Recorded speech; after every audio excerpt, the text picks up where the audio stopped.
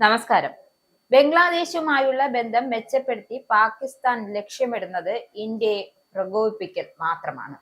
അതിന്റെ ഭാഗമായാണ് പാകിസ്ഥാന്റെ ബംഗ്ലാദേശിനെ കൂട്ടുപിടിച്ചുള്ള ഈ പുതിയ നീക്കവും.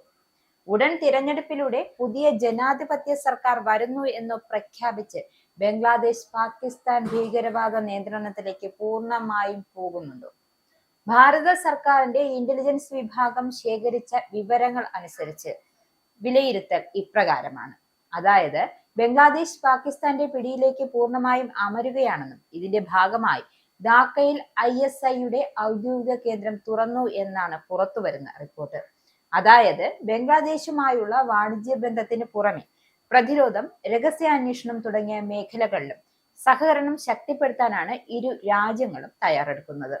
ഇതിന്റെ ഭാഗമായി ധാക്കയിലെ പാകിസ്ഥാൻ ഹൈക്കമ്മീഷൻ കാര്യാലയത്തിൽ പാക് ചാര സംഘടനയായ ISIയുടെ പ്രത്യേക സെല്ലിന് രൂപം നൽകിയെന്നാണ് ഇന്ത്യൻ ഇന്റലിജൻസ് ലഭിച്ചിരിക്കുന്ന വിവരം.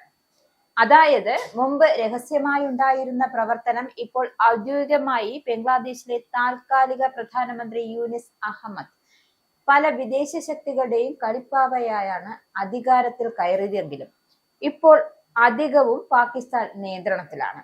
പാകിസ്ഥാന്റെ ISI അവിടുത്തെ ഔദ്യോഗിക ചാര സംഘടനയാണെങ്കിലും പാകിസ്ഥാൻ സൈന്യത്തിന്റെ ഒരു വിഭാഗത്തിന്റെയും പാകിസ്ഥാൻ ആസ്ഥാനമാക്കിയിട്ടുള്ള ഭീകര സംഘടനകളുടെയും പിന്തുണയോടെയുള്ള സഹകരണത്തോടെയുമാണ് പ്രവർത്തിക്കുന്നത്. പാക് സൈനിക നേതൃത്വം എക്കാലത്തെയും ISIയുടെ സഹായത്തോടെ പാകിസ്ഥാൻ രാഷ്ട്രീയത്തിൽ ഇടപെടുകയും കൈകാര്യം ചെയ്യുകയും ചെയ്തിട്ടുണ്ട്. പാകിസ്ഥാനിലെ പട്ടാള അട്ടിമറികൾക്ക് പിന്നിൽ ISIയുടെ പങ്ക് വലുതാണ്. ഇപ്പോൾ സൈനിക മേധാവികൾ അടിക്കടി ബംഗ്ലാദേശ് സന്ദർശിക്കുന്നതും പ്രധാനമന്ത്രി യൂനിസുമായി ചർച്ചകൾ നടത്തുന്നതുമെല്ലാം ബംഗ്ലാദേശിൽ പാകിസ്ഥാൻ പിടിമുറുക്കി എന്നതിന്റെ സ്പഷ്ടമായ തെളിവാണ്. ഷെയ്ഖ് ഹസീന സർക്കാരിനെ അട്ടിമറിച്ച് പ്രക്ഷോഭത്തിന് പിന്നാലെയാണ് മുഹമ്മദ് യൂനിസ് അധികാരത്തിൽ എത്തിയത്.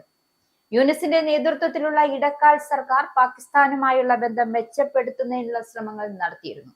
ഇതിന്റെ തുടർച്ചയായാണ് പ്രതിരോധ സഹകരണം ശക്തമാകുന്നത്. പാകിസ്ഥാൻ സൈന്യത്തിന്റെ joint chief of staff commission chairman general Shakir Shamshad Mirza 4 ദിവസത്തെ ഔദ്യോഗിക സന്ദർശനത്തിനായി ബംഗ്ലാദേശിലെത്തിയിരുന്നു.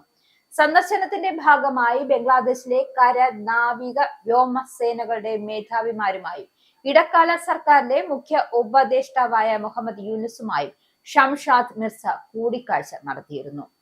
8 അംഗ പ്രതിനിധി സംഘത്തെയുമായാണ് ഷംഷാദ് മിർസ ബംഗ്ലാദേശിലെത്തിയത്. ഈ സംഘത്തിലെ ISI ഉദ്യോഗസ്ഥരും പാക് നാവിക സേനയിലെ വ്യോമസേനയിലെയും പ്രതിനിധികളുമുണ്ട്. ഇവർ ബംഗ്ലാദേശിലെ രഹസ്യാന്വേഷണ ഏജൻസിയായ നാഷണൽ സെക്യൂരിറ്റി ഇന്റലിജൻസിലെയും ഡയറക്ടർ ജനറൽ ഫോഴ്സ് ഇന്റലിജൻസിലെയും ഉദ്യോഗസ്ഥരുമായി ചർച്ചകൾ നടത്തിയിട്ടുണ്ട് എന്നാണ് ഇന്ത്യൻ രഹസ്യാന്വേഷണ ഏജൻസികൾക്ക് ലഭിച്ചിരിക്കുന്ന വിവരം. ഇരു രാജ്യങ്ങളിലെയും രഹസ്യാന്വേഷണ ഏജൻസികൾ പരസ്പരം വിവരങ്ങൾ കൈമാറാൻ തീരുമാനമെടുത്തു എന്നാണ് വിവരം.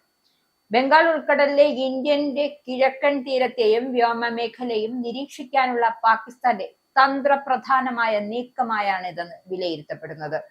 ഈ ചർച്ചകളുടെ ഭാഗമായാണ് ധാക്കയിലെ പാക് ഹൈക്കമ്മീഷൻ കാര്യാലയത്തിൽ ISI ഉദ്യോഗസ്ഥരെ നിയമിക്കാനുള്ള അംഗീകാരം പാകിസ്ഥാൻ നേടിയെടുത്തത്.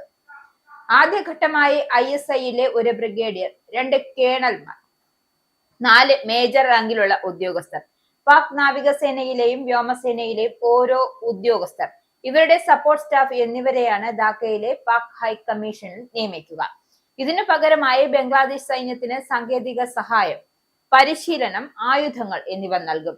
ഇരു രാജ്യങ്ങളും സംയുക്ത നാവിക വ്യോമ അഭ്യാസങ്ങളും സംഘടിപ്പിക്കും. പാകിസ്ഥാനിൽ നിന്നും JF-17 തണ്ടർ എന്ന യുദ്ധവിമാനങ്ങളും ഫത്ത റോക്കറ്റുകളും ബംഗ്ലാദേശ് വാങ്ങിയേക്കുമെന്നാണ് റിപ്പോർട്ടുകൾ.